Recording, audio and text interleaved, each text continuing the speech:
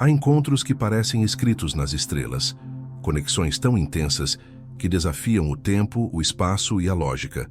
Talvez você já tenha sentido isso, uma presença que retorna em sonhos, lembranças ou pressentimentos inexplicáveis. Não é obsessão, nem fantasia romântica. É como se algo mais profundo, ancestral e misterioso estivesse chamando você a reconhecer aquilo que ainda não foi vivido plenamente. Segundo a psicologia analítica de Carl Jung, certos encontros não são meros acidentes. Eles fazem parte de um chamado da alma para a totalidade. E quando esse chamado é ignorado, os sinais começam a te assombrar. Hoje, vamos mergulhar nas manifestações ocultas que surgem quando você está destinado a viver algo com alguém, e como reconhecer os avisos que o inconsciente envia quando essa conexão precisa ser integrada. Se você acredita que certos encontros têm propósito, comente abaixo. Eu reconheço os sinais do destino. Na perspectiva de Carl Jung, os encontros que mais nos marcam não são coincidência. Eles emergem do inconsciente como convites à individuação, o processo de tornar-se quem realmente somos. Quando sentimos que alguém está destinado a cruzar nosso caminho, o que está em jogo não é apenas o amor, mas a integração de aspectos profundos de nós mesmos. Jung dizia que projetamos no outro partes inconscientes da nossa psique, tanto a sombra, tudo aquilo que negamos em nós, quanto as figuras do ânima e do ânimos, os aspectos femininos e masculinos internos que buscam expressão. Quando alguém nos atrai de forma inexplicável, essa pessoa pode estar carregando uma parte de nossa própria alma que precisa ser vista, compreendida e integrada. É por isso que esses encontros podem parecer assombrosos, intensos e até desconcertantes. Não se trata só de química, é o inconsciente tentando nos ensinar algo por meio do outro. Se essa conexão é ignorada ou reprimida, os sinais não desaparecem. Pelo contrário, se intensificam. Aparecem em sonhos recorrentes, sincronicidades perturbadoras e uma sensação de inacabamento. Jung afirmava que o inconsciente nunca fica em silêncio. Ele insiste até que a alma desperte para o seu próprio chamado. Portanto, quando você sente que alguém te persegue psicologicamente, talvez não seja a pessoa em si, mas o que ela representa dentro de você. E é nesse ponto que a jornada se torna inevitável, não para se unir ao outro, mas para se reunir com a própria totalidade. A projeção, segundo Carl Jung, é um dos mecanismos psíquicos mais enigmáticos e, ao mesmo tempo, mais comuns nas relações humanas. É por meio dela que o inconsciente transfere para o outro conteúdos internos que ainda não foram reconhecidos ou integrados. Quando sentimos que uma pessoa nos atrai de maneira intensa e inexplicável, geralmente estamos diante de uma projeção poderosa. Esse fenômeno age como um elo invisível entre duas almas, criando um campo de energia emocional que parece transcendental. Muitas vezes, confundimos projeção com amor. Sentimos que encontramos a pessoa certa, aquela que nos completa, que parece conhecer partes de nós que nem sabíamos que existiam. No entanto, o que está acontecendo é que o inconsciente está projetando no outro aspectos nossos que ainda não reconhecemos. Pode ser a doçura que reprimimos, a coragem que ainda não expressamos, ou mesmo o medo que fingimos não ter. Essa pessoa se torna um espelho de nossas lacunas psíquicas, despertando emoções que não sabemos nomear. A intensidade desse vínculo vem justamente do fato de que a psique está tentando restaurar um equilíbrio perdido. Ela envia uma imagem interna não reconhecida para o mundo externo, esperando que, ao vê-la ali fora, possamos finalmente identificá-la dentro de nós. Por isso, certos encontros parecem mágicos, como se houvesse um reencontro de almas. Na verdade, trata-se de um reencontro com partes esquecidas do próprio ser. Quando alguém nos assombra emocionalmente, mesmo sem estar presente, é sinal de que a projeção foi profunda.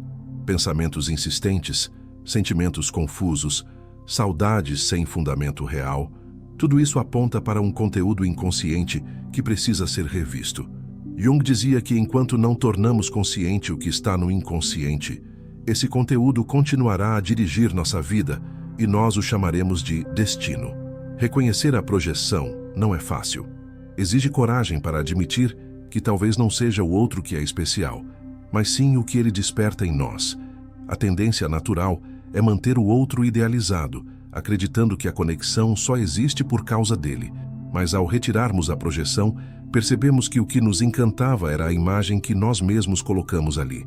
Esse momento de revelação costuma ser doloroso, mas libertador. Quando percebemos que a força da conexão está dentro de nós, deixamos de buscar no outro aquilo que só pode ser encontrado internamente. E é justamente aí que a relação, se ainda existir, pode se transformar em algo verdadeiro, não mais uma prisão emocional, mas uma comunhão de dois seres inteiros, conscientes de seus reflexos mútuos.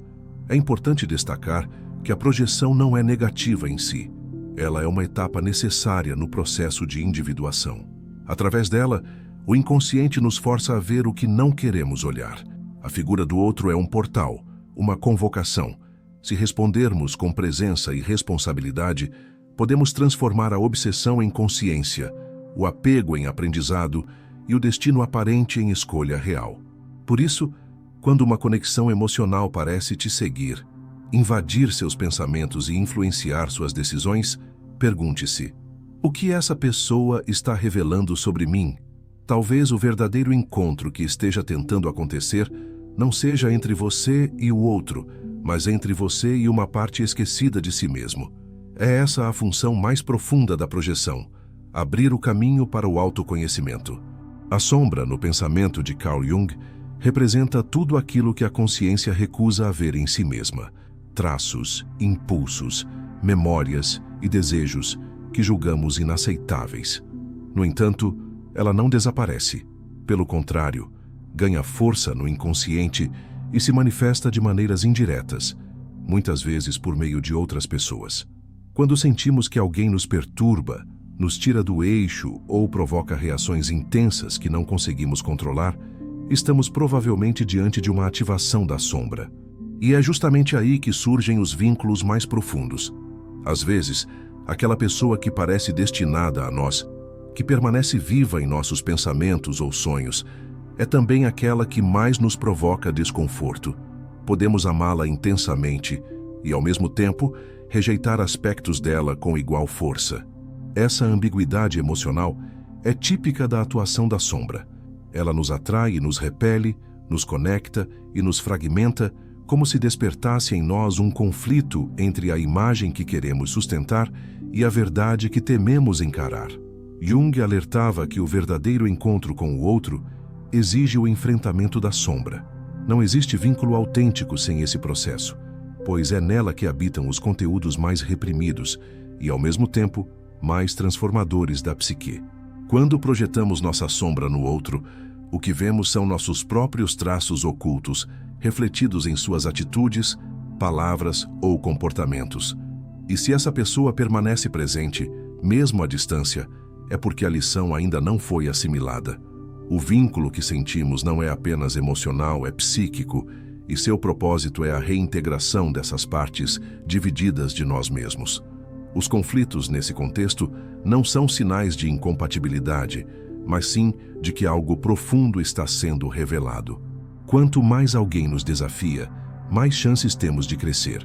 No entanto, é comum fugir desse confronto, preferindo manter a idealização ou cortar laços, acreditando que o problema está no outro. Jung nos convida a fazer o caminho contrário, mergulhar nas reações mais viscerais, investigar o que elas nos dizem sobre quem somos e o que ainda não reconhecemos em nós.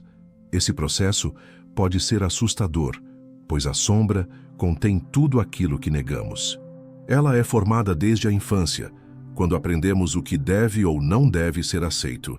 Colocamos na sombra nossa raiva, sensualidade, inveja, ambição, vulnerabilidade e, muitas vezes, também talentos e potenciais criativos. Quando encontramos alguém que nos assombra, geralmente é porque essa pessoa ativa nossa sombra de maneira tão clara que não conseguimos mais ignorá-la.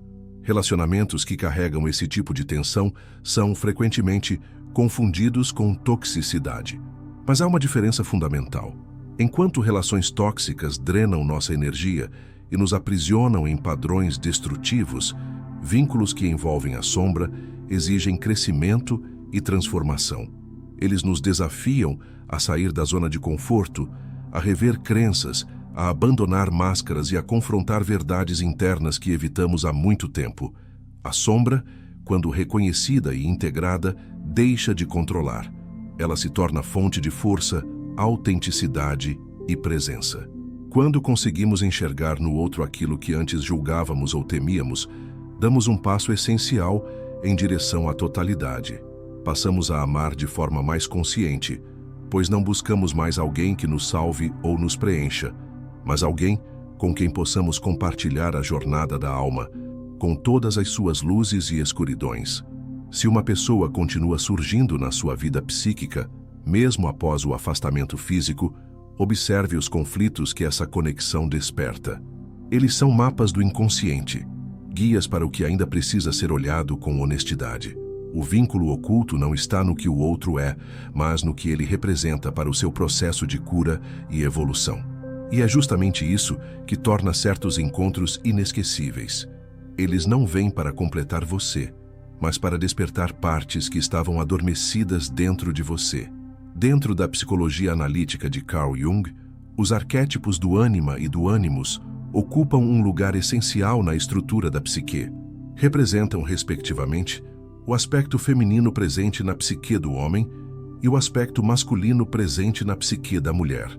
Esses arquétipos não dizem respeito a comportamentos de gênero, mas sim a imagens simbólicas do inconsciente coletivo que influenciam profundamente a maneira como cada indivíduo se relaciona com o outro e consigo mesmo. Quando sentimos que alguém nos persegue emocionalmente ou que uma conexão não consegue se dissolver, mesmo com o passar do tempo, pode estar em jogo uma ativação intensa desses arquétipos. A pessoa em questão pode ter encarnado, ainda que inconscientemente, o nosso ânima ou ânimos, e por isso nos parece essencial, irresistível, insubstituível. Essa figura torna-se uma ponte entre nosso mundo consciente e os conteúdos mais profundos da alma. Ela é o espelho do outro dentro de mim. O ânima, por exemplo, pode se manifestar em sonhos, fantasias, idealizações e paixões intensas. Quando o homem projeta o ânima em uma mulher, ela passa a representar tudo aquilo que ele ainda não integrou em sua própria natureza emocional. Sensibilidade, receptividade, intuição, criatividade, profundidade afetiva. Da mesma forma, a mulher projeta seu ânimos no homem, atribuindo a ele qualidades como força interior, lógica, direção, determinação e capacidade de decisão, aspectos ainda não plenamente desenvolvidos em sua psique. O problema começa quando não reconhecemos que essas imagens são projeções internas. Idealizamos o outro, acreditando que ele é a fonte dessas qualidades, quando na verdade ele apenas reflete algo que está latente dentro de nós. Por isso, certos encontros têm o poder de nos transformar radicalmente. Eles não nos encantam apenas pela presença do outro, mas porque nos colocam em contato com facetas adormecidas da nossa alma. Esse tipo de vínculo é profundamente simbólico e muitas vezes inexplicável. A presença da pessoa pode despertar uma sensação de completude, como se ela fosse uma peça faltante. Na verdade, ela é um espelho e, ao mesmo tempo, uma chave. Mas se não houver consciência dessa projeção, corremos o risco de permanecer aprisionados em relacionamentos onde a idealização impede o verdadeiro encontro. O arquétipo do ânima e do ânimos pode se tornar tirânico quando não integrado. Passamos a buscar desesperadamente no outro aquilo que precisamos encontrar em nós. E ao fazer isso, criamos uma dependência emocional que nos afasta do processo de individuação. Jung alerta que o verdadeiro caminho é o da internalização desses aspectos. Ou seja, não se trata de permanecer com a pessoa que representa o arquétipo, mas de reconhecer o que ela simboliza e trabalhar esses aspectos dentro de si. Esse processo é doloroso, mas libertador. Implica aceitar que o outro não veio para nos completar, mas para revelar o que precisa ser desenvolvido internamente. Assim, o homem aprende a acessar sua intuição, sua empatia, sua capacidade de acolher e sentir, qualidades do ânima. A mulher, por sua vez, se reconecta com sua autonomia, sua clareza mental, sua força e seu poder de decisão, qualidades do ânimos, E quando esses aspectos são integrados, os relacionamentos deixam de ser obsessivos ou ilusórios, passando a ser encontros verdadeiros entre dois indivíduos conscientes de si. Se alguém marcou sua vida de forma profunda, especialmente por meio de uma conexão que parecia predestinada ou mística, talvez essa pessoa tenha encarnado seu ânima ou ânimos. Essa presença permanece não porque o vínculo deve necessariamente continuar no plano físico, mas porque a psique ainda está tentando completar a lição. A insistência emocional, os sonhos recorrentes, a sensação de que há algo pendente, tudo isso aponta para um trabalho interno ainda não concluído. Olhar para esse vínculo com os olhos de Jung é abrir mão da ilusão romântica e entrar em contato com o verdadeiro sentido desses encontros. Eles não são o fim, mas o começo de um caminho de transformação interior. E só quando compreendemos o espelho simbólico que o outro representa, é que conseguimos nos libertar da projeção e assumir o próprio destino com consciência. Em meio aos encontros que marcam profundamente nossa vida, há uma sensação recorrente de que algo maior está em jogo. Não se trata apenas de amor, atração ou compatibilidade, mas de um movimento interno que parece nos empurrar em direção a um propósito mais vasto.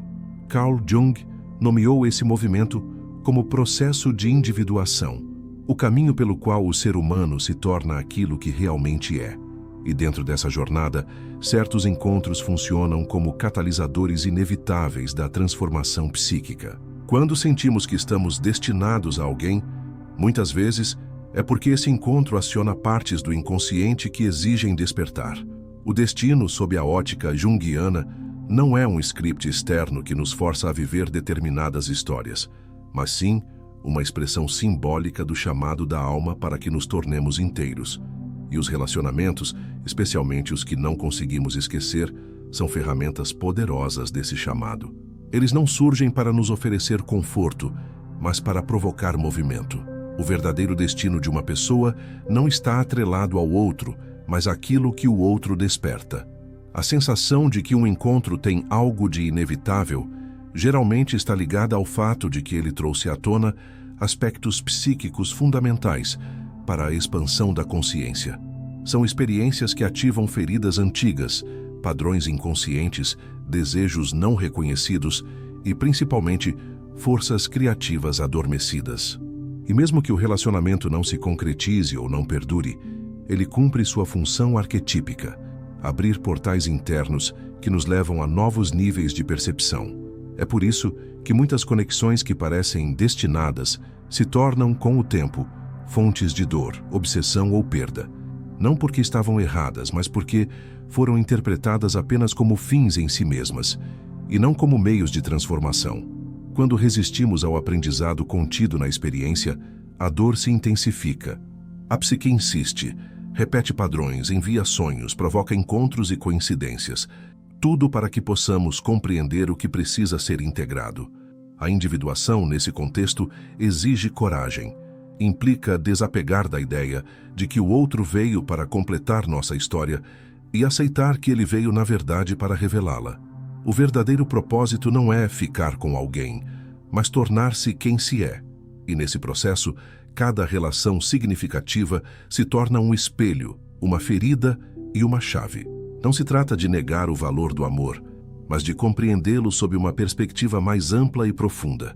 O amor, quando visto como expressão da alma, não prende, ele desperta. Jung defendia que o encontro com o self, o centro regulador da psique, símbolo da totalidade, é o destino último de cada ser humano. Mas esse encontro passa quase sempre por experiências projetivas, relacionamentos simbólicos e conexões intensas que desafiam nossa visão limitada de nós mesmos. Quando você sente que está preso a alguém do passado, ou que uma presença emocional continua a te acompanhar, mesmo sem contato, talvez seja porque essa figura representa algo que o inconsciente ainda quer revelar. E a única forma de romper esse ciclo é mergulhar no que essa experiência está tentando ensinar. Esse tipo de vínculo não se dissolve com o tempo, mas com consciência. Não basta esquecer, substituir ou racionalizar. É preciso decodificar, compreender o que foi ativado, o que foi projetado, o que foi recusado e o que ainda precisa nascer dentro de si. Só então, o destino se cumpre. Não como uma linha fixa que leva a uma pessoa, mas como um caminho vivo que leva ao centro da própria alma. Portanto, se você sente que alguém te assombra emocionalmente, que certos sinais continuam a te perseguir, que o passado parece estar sempre à espreita, talvez o que você esteja enfrentando não seja um laço externo, mas um chamado interno. Não é sobre a outra pessoa, é sobre você, sobre o que ainda falta integrar, aceitar, libertar. E principalmente sobre o que ainda precisa nascer em você para que o destino deixe de ser repetição inconsciente e se torne escolha consciente. Algumas conexões não vêm para durar, mas para despertar. A presença de alguém que parece te assombrar emocionalmente pode ser, na verdade, o eco de partes suas que ainda esperam por integração. Jung nos ensinou que nada no inconsciente surge por acaso. Tudo tem um propósito simbólico, uma mensagem codificada da alma em direção à totalidade. Os vínculos que parecem destinados, aqueles que insistem em permanecer mesmo após o fim, são convites profundos à transformação interior. Ao reconhecer as projeções, confrontar a sombra, entender o papel do ânima e do ânimos e aceitar o processo de individuação como o verdadeiro destino, tornamo-nos capazes de transformar o que antes nos aprisionava em libertação consciente. O outro deixa de ser um mistério a ser decifrado e passa a ser um espelho daquilo que precisamos assumir em nós. Se esse conteúdo fez sentido para você, inscreva-se no canal e ative as notificações para continuar acompanhando reflexões profundas como esta. E não deixe de assistir ao vídeo sugerido aqui na tela. Ele complementa tudo o que exploramos hoje e pode te levar ainda mais fundo nessa jornada de autoconhecimento. Você não está sozinho nessa caminhada. O inconsciente sabe o caminho. Basta ouvir.